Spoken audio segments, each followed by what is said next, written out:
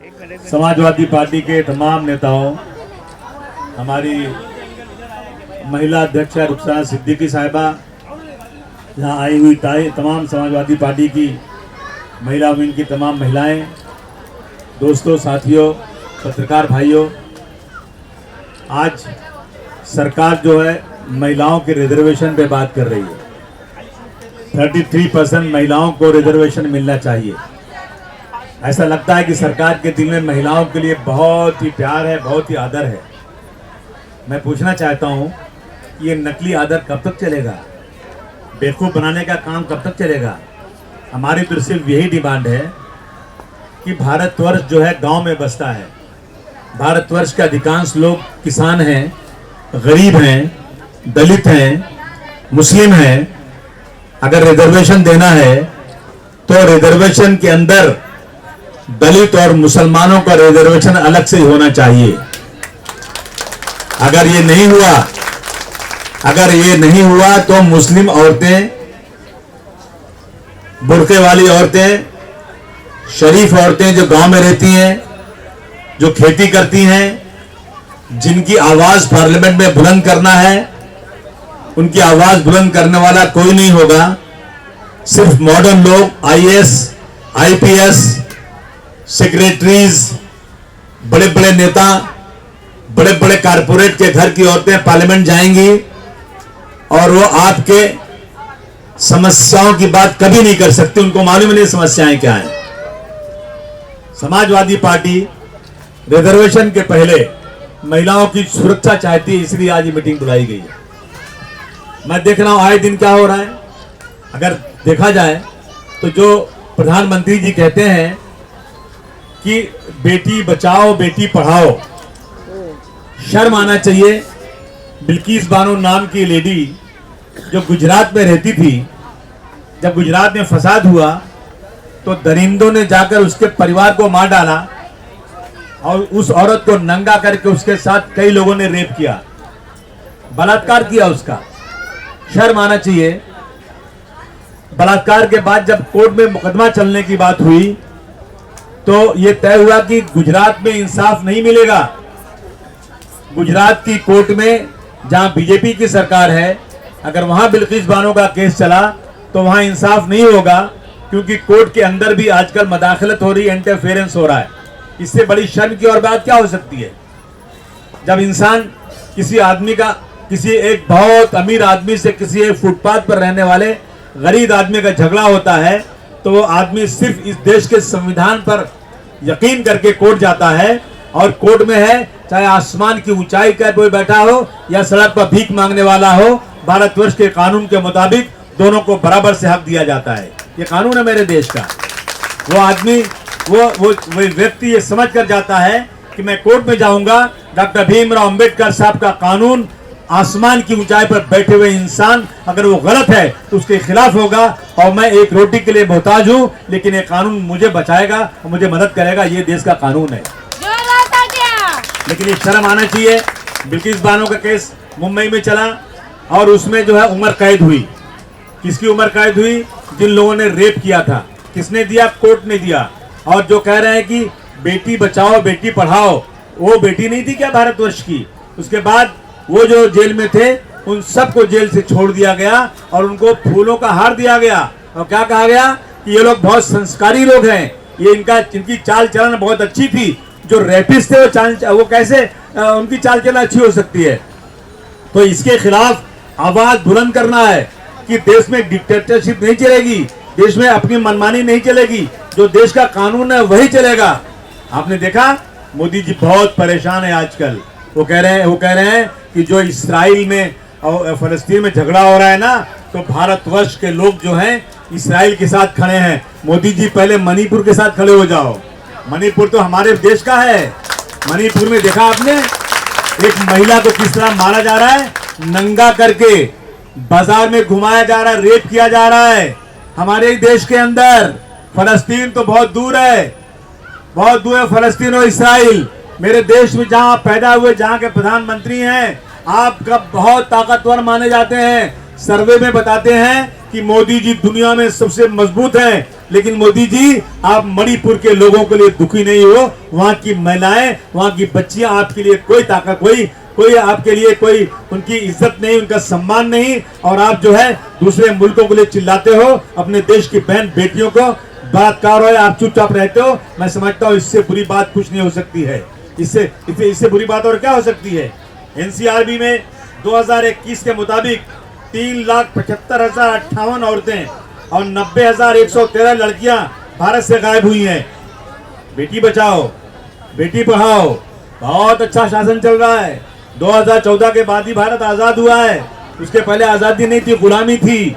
कुछ नहीं किया था जवाहरलाल नेहरू ने, कुछ नहीं किया था और दूसरे लीडरों ने, सब कुछ मोदी जी ने किया। लेकिन मैं इस देश का नागरिक होने के नाते समाजवादी पार्टी आपसे पूछना चाहती है कि एनसीआर 2021 के मुताबिक 3,75,058 औरतें और 90,113 लड़कियां भारत से गायब हो गई, जिसमें मध्य प्रदेश और महाराष्ट्र 1 नंबर पर आता है, 1 नंबर पर।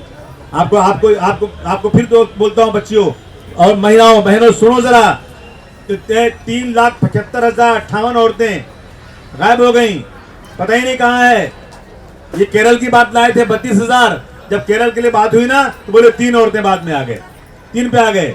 तो ये हालत देश की है, और उसके बाद सब ठीक चल रहा है, देश में बहुत अच्छा चल रहा है, बहुत सम्मान है महिलाओं का।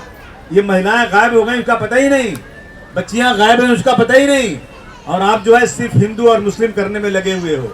आप सिर्फ जो है मंदिर मस्जिद में करने लगे हो, आप सिर्फ जो है दूसरे मुल्कों के अंदर दलाली करने में लगे हो। बंद करिए इसको। हमारी देश की बहनों की इज्जत सम्मान के लिए हम कुछ भी कर गुजरने को तैयार हैं, लेकिन अपने देश की महिलाओं के साथ हम कभी ये सुनने को तैयार नहीं हैं।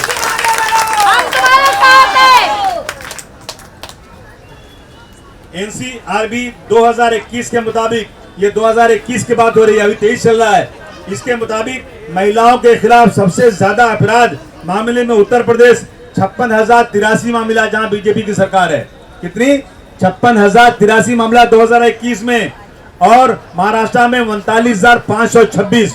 यूपी बहुत बड़ा है ना, यूपी बहुत बड़ा है, वहाँ 80 एमपी चुनकर आते हैं। महाराष्ट्र में 48 एमपी चुन के आते हैं, वहाँ 80 यहाँ 48। वहाँ यूपी में जो है 56,083 अपराध महिलाओं को के ऊपर हुआ है, दर्ज हुआ है, और महाराष्ट्र में 39,526। ये हालात देश के हैं, ये हालात देश के हैं। इसमें कितनी चीजें दिखाई जाएं।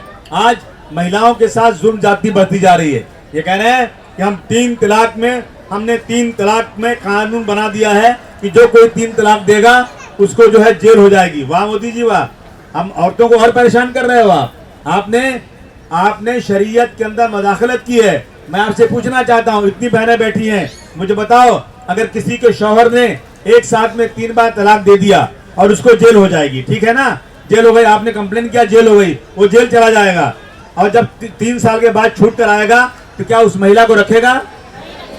उस महिला का तलाक हो गया, उसको फायदा कहां से हुआ? उसको फायदा हुआ क्या? किसी कोई बता सकता है?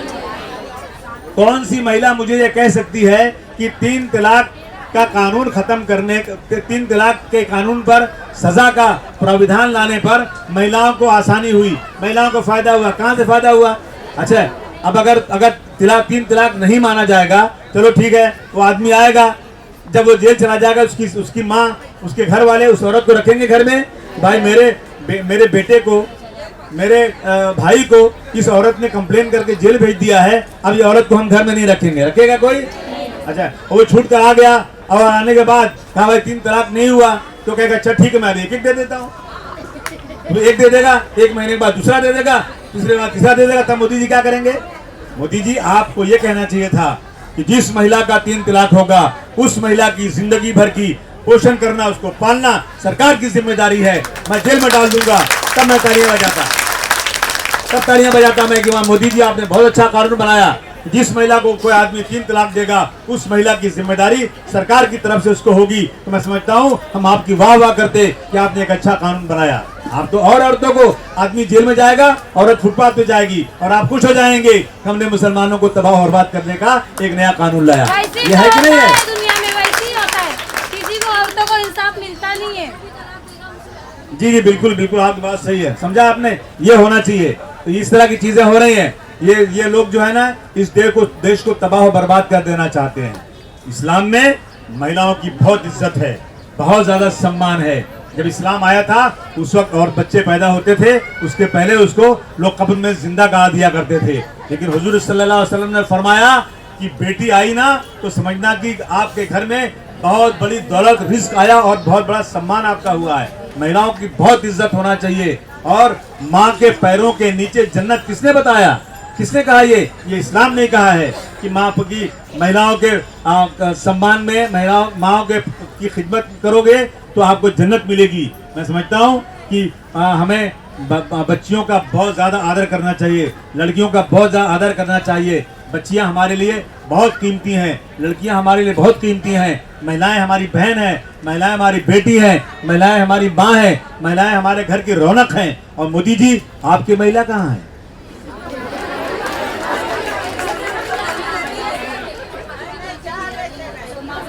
बताइए, एक मेहरारू को संभाल नहीं पाते हो भैया। मेहरारू समझते ना? हाँ, कम से कम आपको मालूम नहीं कि आटा दाल चावल कितने में मिलता है? आगे नाच ना पाचे पघा खा मुटा के भय गधा। ये हालत है। इसलिए मैं आपको बधाई देना चाहता हूँ।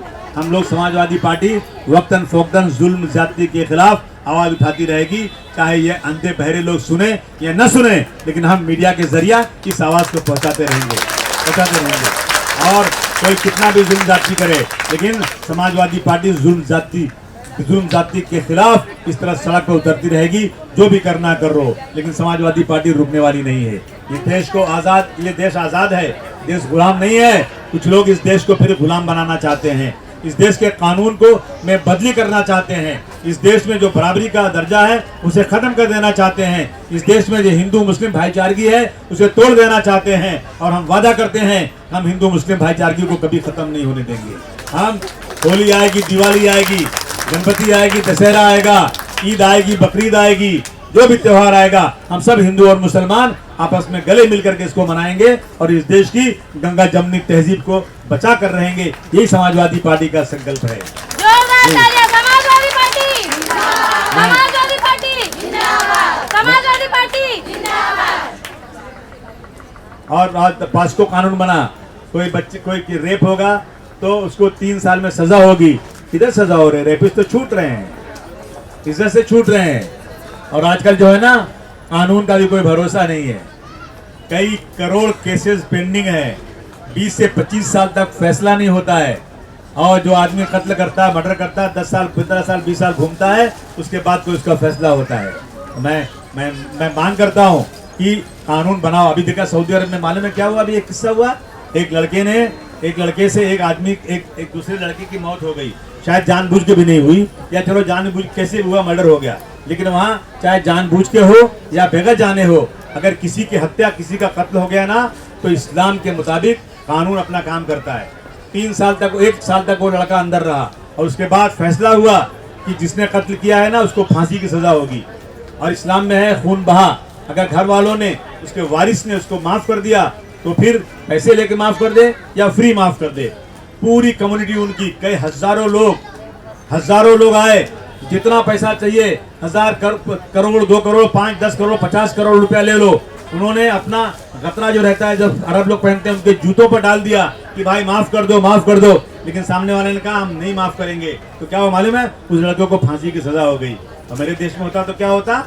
मेरे देश में होता तो बोले अपील कर दो, बाद में देखते हैं, बाद में फायदे गायब हो जाती। ये होता है। इसलिए मैं समझता हूँ कि कानून ऐसा होना चाहिए जो सबके साथ इंसाफ करे।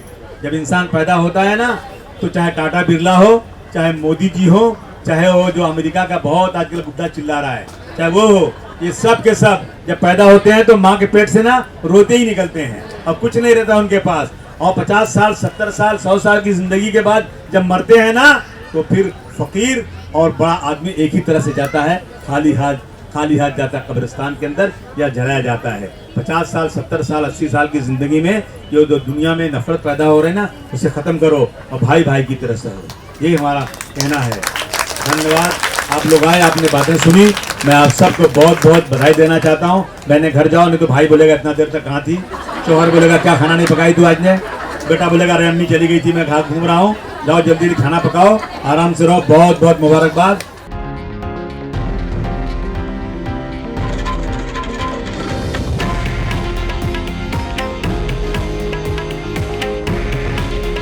हे आहे देशातील नंबर 1 न्यूज नेटवर्क आणि आपण पाहत आहात TV9 मराठी। काळजी तुमची, हित महाराष्ट्राचं।